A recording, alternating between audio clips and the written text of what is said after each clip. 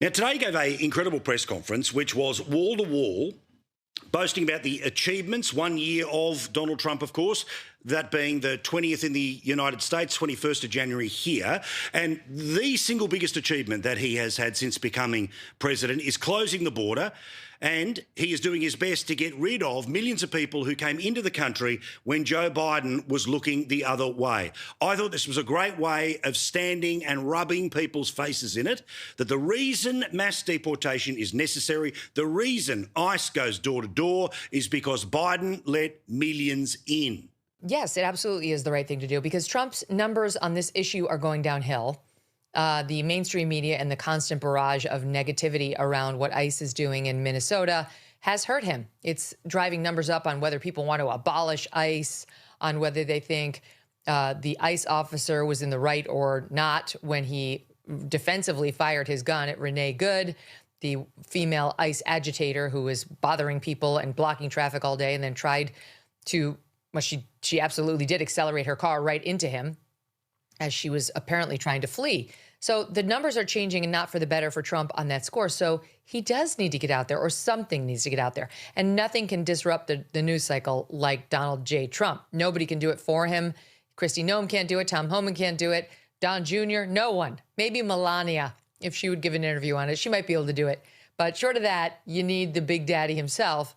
So it was good that he actually spoke to it. And he softened his message on Renee Good herself, for whom I'm sure he has no tolerance. I mean, honestly, Trump is a law and order kind of guy. I'm sure he does not appreciate the antagonism that he saw from her in the streets, but he understands that there are a lot of people who didn't like that whole visual, and he's being clever politically.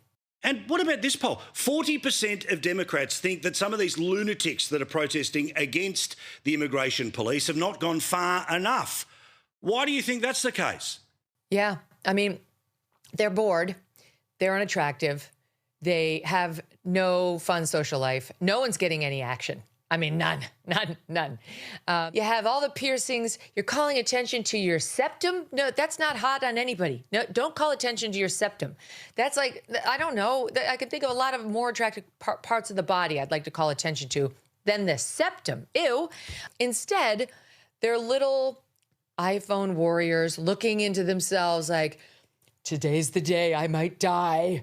You're like, okay, you're not going to, actually, no, you're going to the Starbucks with a whistle. That's your day. You're going to annoy a bunch of people with your loud screaming. And I just think they have these empty, soulless, godless lives. So, yeah, they're getting a lot of support from fellow leftists who have been soulless and godless for a long, long time. Oh, I love you. I love you. It's so good to be back. So good to be back on the telly with you. Now, did you see the news as well? Meghan Markle, our old mate, her show is now over, apparently, when it comes to Netflix. But was it ever really here? That's the question. These are what we call in the law lies, Paul. We call them lies. She doesn't think it's too much work. She would give her eye teeth to have more work like she did in the With Megyn special.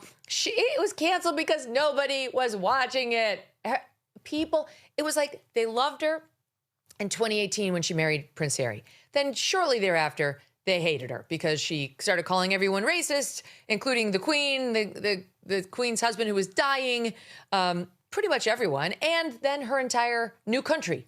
She mocked the Queen with her exaggerated curtsy. She pretended the Queen didn't care if she lived or died, that she complained she was going to kill herself, and the Queen's emissaries were like, bye. So everyone then came to hate her. Then for a period, it was fun to hate her. And now I think we've just truly moved on to indifference. We don't care. We really wish you were over in the UK, those of us here in America. But some people we have to deal with because she is technically an American. We got saddled with him too. But in any event, now people just don't care. And it was fun to make fun of the special, the first season. And then we had to pretend that the second season was real, but it wasn't. It was very, very fake, just like its star. She shot 12 episodes and snipped the tape in between 6 and 7. And literally, as soon as the last episode of her first season was released, she was like, I've been renewed.